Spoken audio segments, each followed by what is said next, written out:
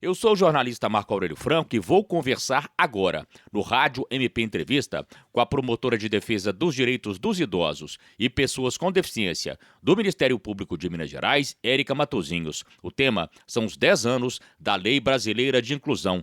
Bem-vinda, promotora Érica, ao Rádio MP Entrevista. Promotora Érica, a gente tem que comemorar esses 10 anos aí da Lei Brasileira de Inclusão. O que significa para a sociedade brasileira esse aniversário? Esse aniversário ele tem que ser muito comemorado, sabe? Eu ouso dizer, Marco Aurélio, que nós temos a lei mais avançada em relação aos direitos da pessoa com deficiência do mundo, porque ela é uma lei que ela engloba o direito à cultura, o direito ao trabalho, o direito à saúde, o direito à mobilidade urbana. Ela tem normas penalizadoras e criminalizadoras quando há violência. O que nos falta, na verdade, é garantir a efetividade dessa lei. Por isso que eu tenho muita preocupação com qualquer iniciativa legislativa de alteração ou sob o argumento de consolidação da legislação da pessoa com deficiência, buscar modificar essa lei, porque o que ela precisa, na verdade, é de ser efetivada e concretizada na prática, porque ela é uma lei realmente que garante o direito da pessoa com deficiência de uma forma extremamente abrangente. E ela traz uma perspectiva que é muito interessante, porque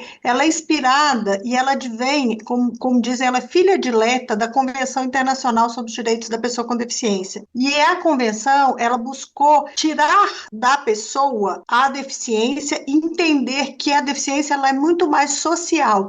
É a partir do momento em que a sociedade não se prepara para incluir aquela pessoa com deficiência na sociedade, é que aí sim a gente impede aquela pessoa de participar de maneira plena, efetiva e autônoma na sociedade. Então a gente fala que é um modelo social de deficiência e não mais um modelo médico, em que a gente entendia que a característica física ou intelectual, mental ou sensorial daquela pessoa é que justificaria ela ser uma pessoa com deficiência. O que a senhora destaca nessa lei que torna ela tão moderna, tão avançada? Ela é uma lei que ela acaba com a visão da incapacidade da pessoa com deficiência. Hoje a gente só tem curatela para fins negociais e patrimoniais. Ela inaugura o Instituto da Tomada de Decisão Apoiada, que é para aquelas pessoas com deficiência que precisam de alguma ajuda, e aí elas vão eleger quais são as duas pessoas ideais para auxiliá-la. Ela cria a avaliação biopsicossocial da deficiência, deixa de ser uma avaliação eminentemente médica.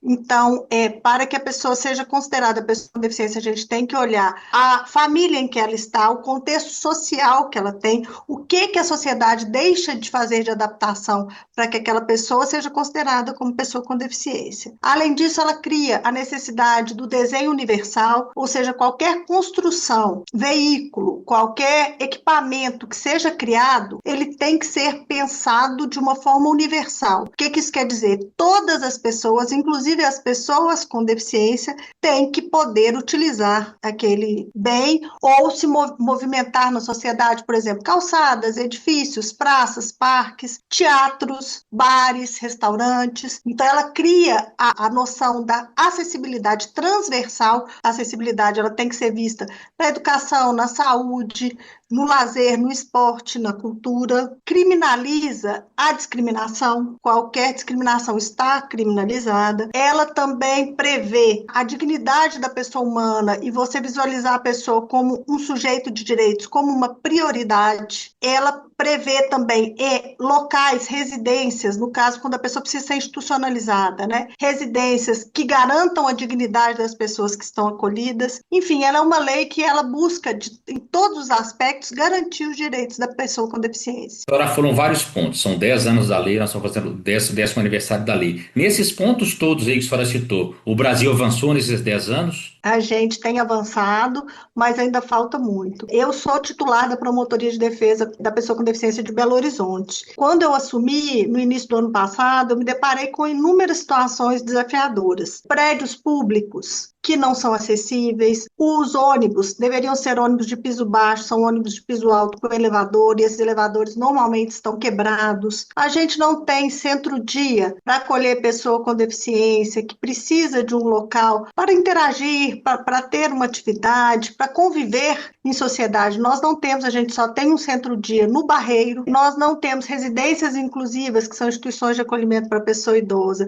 em número suficiente. Em Belo Horizonte, a gente tem cuidadores cuidador social para pessoas com deficiência que não conseguem se deslocar. Mas esse número é insuficiente, ele não atende, ele não abrange todo o território, o número de horas que o cuidador social fica lá é pequeno, a gente não tem um local para colocar essa pessoa com deficiência quando ela é vítima de violência dentro do lar, e a gente precisa, de maneira urgente, ter um local para que essa pessoa possa ficar transitoriamente. Nós não temos em Belo Horizonte. A carreira militar entende que pessoa com deficiência não pode ingressar na carreira militar, então o concurso da Polícia Militar, ele não prevê reserva de vagas para pessoa com deficiência. Nós ajuizamos uma ação em face do concurso da Polícia Militar e essa ação ainda está em tramitação, nós pedimos a tutela de urgência. O Corpo de Bombeiros já tem avançado no sentido da gente entabular um acordo para possibilitar a entrada de pessoas com deficiência na instituição. Você ainda tem concursos públicos como o da educação, em que processos seletivos para contratação temporária de professor também não tem reservas de vaga. A gente tinha concursos para professor, tipo da UENG, que são concursos com pequenas vagas por área de atuação, em que a reserva de vaga era considerada não sobre o total de vagas do concurso, mas sobre as áreas de atuação. Então, nunca iria ser preenchidos por pessoas com deficiência. A gente conseguiu fazer um acordo com a UENG e isso foi modificado. Doravante, todos os concursos da UENG vão ter reserva de vagas em virtude do total de vagas existentes. Não existe uma instituição de acolhimento da família. Nós temos casos em que a pessoa idosa, normalmente uma mulher, cuida do filho que tem deficiência a vida inteira e quando ela entra em um quadro de demência e que ela também passa a necessidade de ajuda, o que o poder público faz é alocar a pessoa com deficiência numa residência inclusiva e a mãe numa instituição de longa permanência, separando a família. E além disso, nós temos inúmeros casos de pessoas com deficiência que estão em internação social. O que é isso? São pessoas que estão internadas em hospitais que poderiam ir para suas casas ou para uma instituição de acolhimento e que não vão, porque essas pessoas precisam também de um atendimento da saúde. E nós não temos um equipamento híbrido com cofinanciamento da saúde e da assistência social para acolher esse tipo de pessoa com deficiência. Eu tenho notícia do Célio de Castro, do Paulo de Tarso, Santa Casa, vários hospitais em que a pessoa entra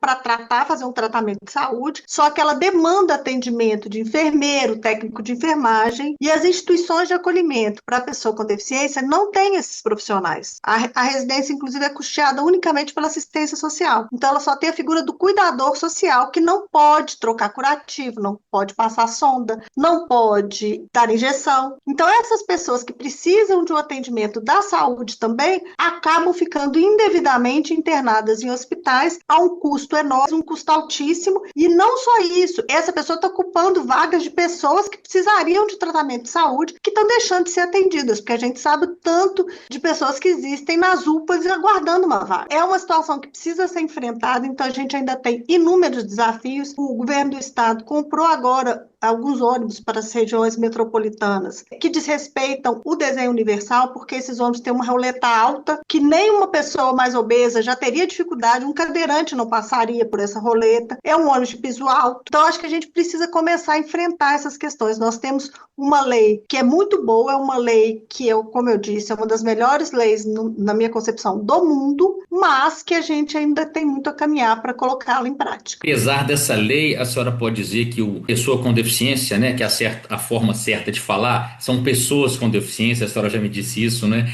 São pessoas que mais sofrem, das que mais sofrem discriminação ainda. Eu ouso dizer que é a população mais invisibilizada. A gente tem casos por não ter onde deixar, e aí eu não vou te falar que é nem por maldade nem nada, mas pessoas que ficam amarradas em casa, mães que colocam seus filhos dentro de um buraco para poder sair para trabalhar. Ninguém tem empatia, ninguém quer conviver. Nas escolas, eu vejo muitos pais questionando o que esse menino com deficiência está fazendo aqui, atrapalhando a escola, atrapalhando meu filho de aprender. Então a gente ainda tem, eu falo que a gente precisa de um letramento na pessoa com deficiência, porque a gente precisa aprender conceitos, a gente precisa aprender os direitos deles, e é mais do que tudo, a gente precisa enxergá-los como seres humanos com dignidade. Quando eu falo que é pessoa com deficiência, é porque antes de tudo é uma pessoa, é um ser humano sujeito de direitos, e a gente tem que começar a enxergá-los assim. A gente não pode continuar falando, é deficiente, não seria por aí, né, promotora? Não, porque a gente define a pessoa por uma característica dela, e ela é muito mais do que isso.